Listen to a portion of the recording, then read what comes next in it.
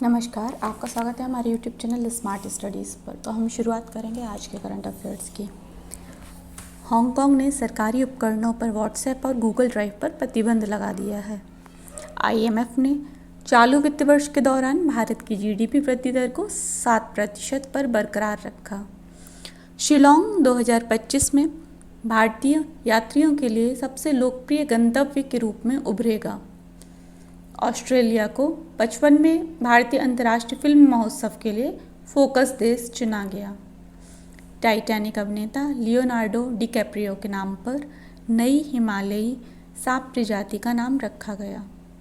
प्रवासी परिचय 2024 रियाद में लॉन्च किया गया। लुओंग कुओंग को वियतनाम के राष्ट्रपति के रूप में चुना गया। लुओंग कुओंग को नेशनल असेंबली के 8वें सत्र के दौरान 91.67% वोटों के साथ राष्ट्रपति चुना गया था। वह टो लैम की जगह लेंगे और 2026 तक पद पर रहेंगे।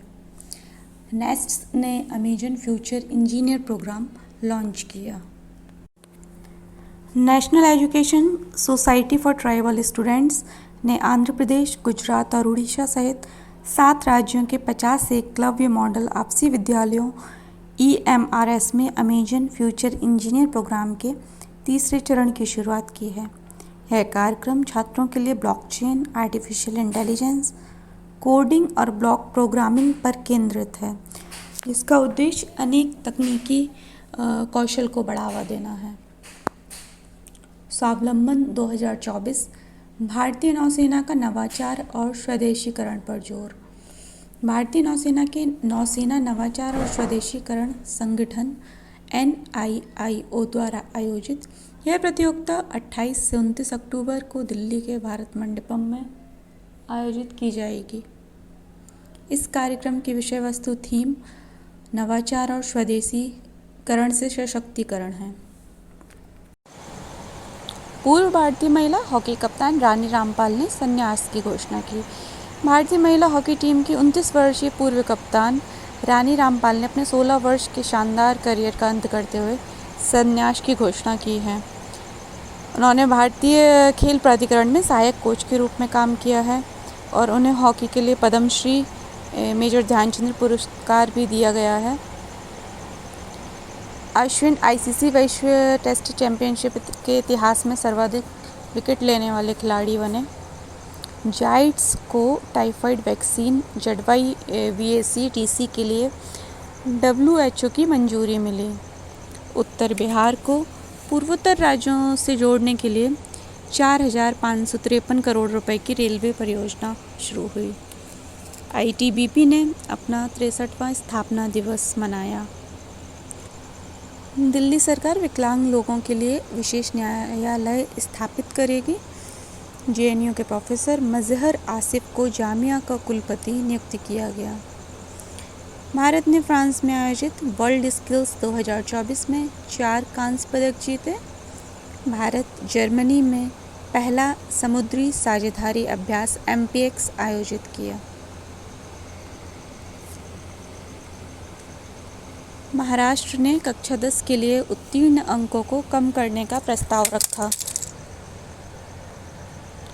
डॉक्टर हिमांशु पाठक को ICRISAT का महानिदेशक नियुक्त किया गया।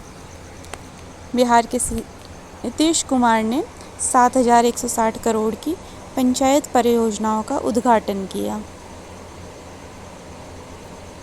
यह पंचायत परियोजनाएं मुख्यमंत्री नीतीश ने 2,615 पंचायत भवनों और एक संसाधन केंद्र रहित 7,160 करोड़ रुपए की परियोजनाओं की आधारशिला रखी।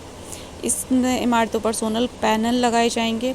मार्च 2025 तक 8,740 स्ट्रीट लाइट लगाई जाएंगी।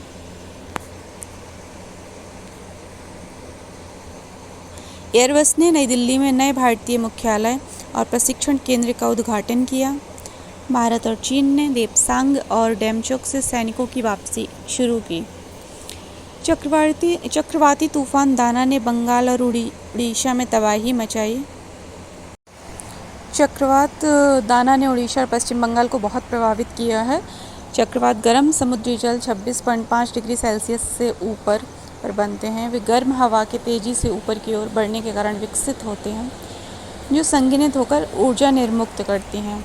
इसका प्रभाव मूसलाधार वर्षा, तीव्र पवनें और बाढ़ आधारित संरचना का विनाश और समुदायों का विस्थापन।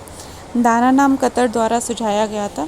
अरबी में इसका अर्थ उदारता होता है। मोरमुगाओ बंदरगाहों को ग्रीन शिप प्रोत्साहन के लिए वैश्विक स्तर पर मान्यता मिली। मारिया शारापोवा, ब्रायन ब्रदर्स को अंतर्राष्ट्रीय टेनिस हॉल ऑफ फेम में चुना गया। नीना मल्होत्रा स्वीडन में भारत की राजदूत नियुक्ति हुई। 1992 बैच की भारतीय विदेश सेवा अधिकारी नीना मल्होत्रा वर्तमान में विदेश मंत्रालय में विशेष कार्य अधिकारी के रूप में कार्यरत हैं और इससे पहले वे इटली और सैन मैरिनो में राजदूत रह चुकी हैं। Thank you guys for watching it. Please stay connected with us for more updates. Thank you.